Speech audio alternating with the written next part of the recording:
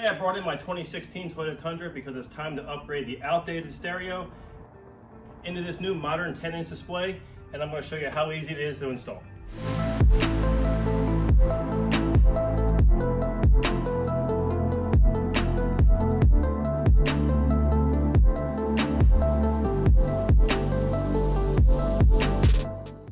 Alright, so I found myself at the dealership and looking at some newer vehicles only to get the latest and greatest technology when I realized I really don't want a new car payment.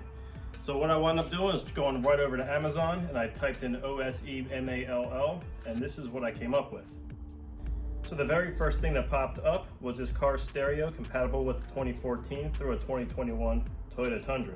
So I decided to look further into it. This head unit comes with a 9.7-inch touchscreen and supports Bluetooth wireless, CarPlay, and Android Auto. Also features GPS, Wi-Fi, mirroring, which is always fun, and the backup camera, which will link right to your vehicle.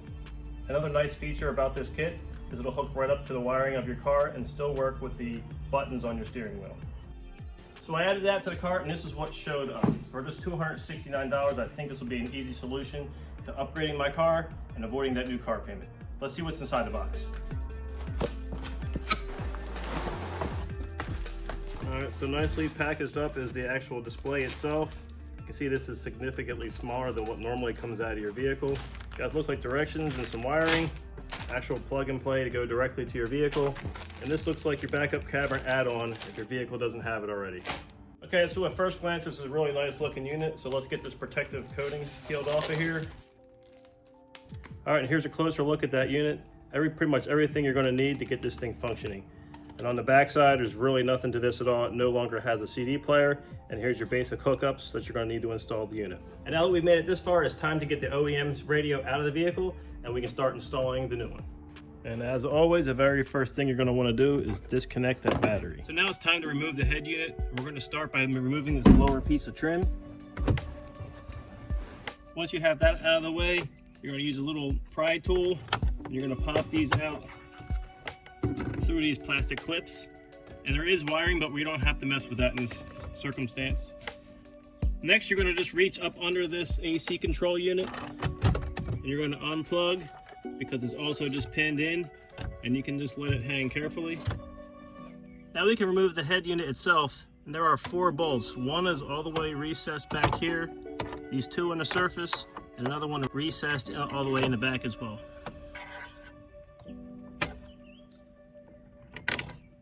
Now that we've removed all of the 4 lower bolts, that releases the lower half of this head unit. The next thing to worry about is there are 2 pins at the very top of this. So the only way I got to them is this little pry tool. You're gonna come all the way up on either side and you're gonna pop both of those out. Now this gives you access to remove the head unit. Now you want to unplug the 6 wires plugged in behind it. Okay, so with the original head unit now out of the car, it's time to save this. Now we need to flip it around and we need to remove these yellow clips and reinstall them on the new stereo system.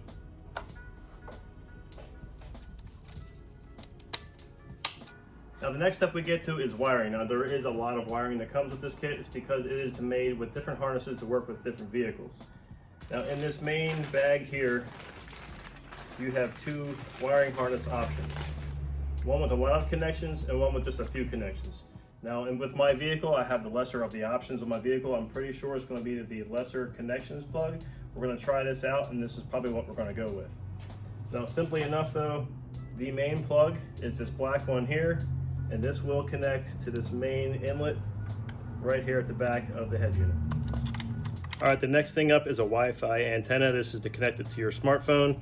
And this is simply enough. This threads right onto this connector right there. This has self-adhesive, so you'll put this somewhere underneath your dashboard. And in the last bag, this is all your auxiliary wires. Now, if you're using like an external subwoofer, these are all the things you're going to use. And it's easily enough connects right into the back of this. And they're all dummy proof. They'll only fit in the location that they're required to go in. And luckily at any point, if you get confused by the wiring, right here in the instruction manual has a really quick way to identify and determine which wire you're actually needing. All right, now after going through all the wiring, I did look back and I will need this bigger main wiring harness after comparing it to my stock ones. So this is the one we're going to use. Now let's get this over to the vehicle and we'll get everything installed. All right, so now that we're back inside the truck, this is the main wiring harness. We're going to connect all these white connectors over to these Toyota connectors. And then on this side, we'll go to the new head unit.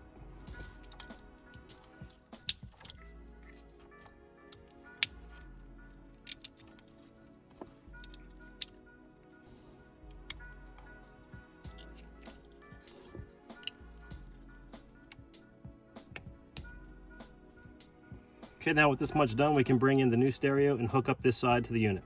I was planning on transferring these mounting brackets from the original stereo over to the actual base of this new head unit. Now, the space to go from there to there was not enough, so I had to come in with these extra brackets. These are radio installation brackets. I'll leave a link in the description, but they're only $7. And what you'll be able to do is bolt this to the side of the head unit, and then I'll be able to come back over and transfer these over to this bolt plate. All right, the lower two mounting brackets, you can see the OEM ones are bolted in there. Now when we look underneath, those are my extension brackets, and you can see where I marked in blue. That's where it should bolt through to the original OEM brackets. So all I need to do now is drill where I've marked, and we can bolt these two brackets to each other. Okay, you can see the blue lines where I marked. I got two holes I just punched in there. Now when you put this back on here, it lines up just like that. So I'll run some bolts in there and we'll be able to mount this in the car. Okay, back in the car now, we're going to reestablish all of our connections.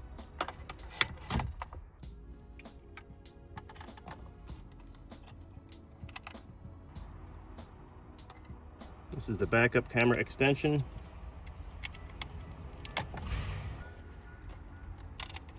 Now we can lower everything into place.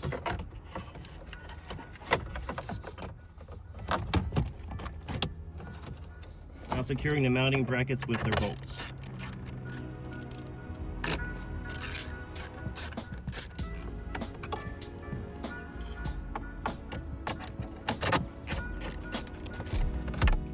All right, now that all that's nice and secure, we can put all the gauges and trim back on.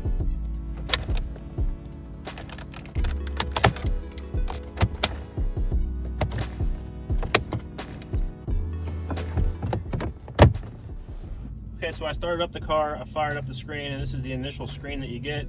It says my Bluetooth is disconnected. You can go over here to your Bluetooth devices and you can pick the settings that you're looking for. And in this case, restart Bluetooth power, hit home. Now we'll now say Bluetooth connected.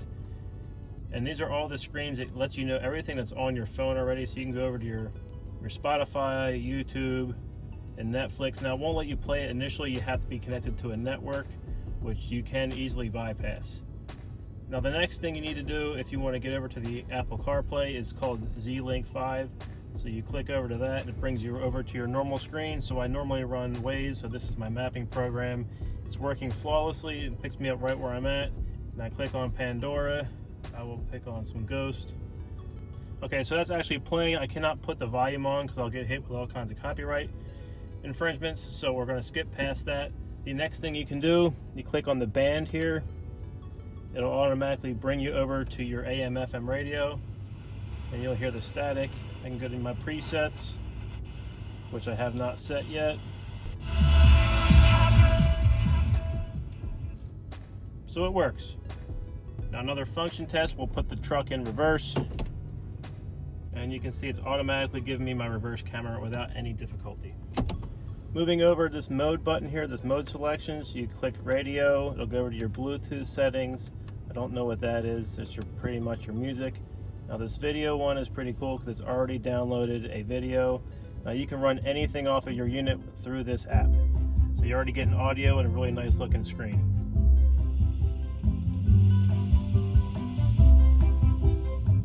The volume is controllable by this little switch knob here, as well as the screen display, so you just bring that right on up.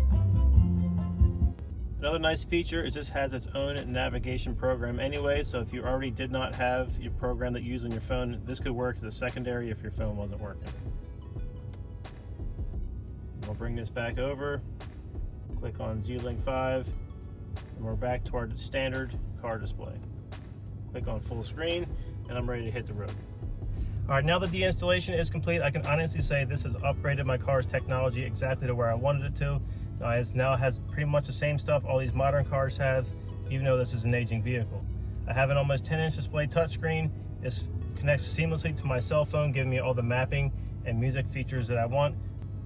Now I'll leave a link in the description of where you can get one. It's a pretty straightforward installation process. If you've ever installed a radio in a car before, it pretty much goes the same way. Just make sure you buy the aftermarket stereo installation kit and you'll be good to go. Link in the description. As always, thank you for watching and catch you in the next one.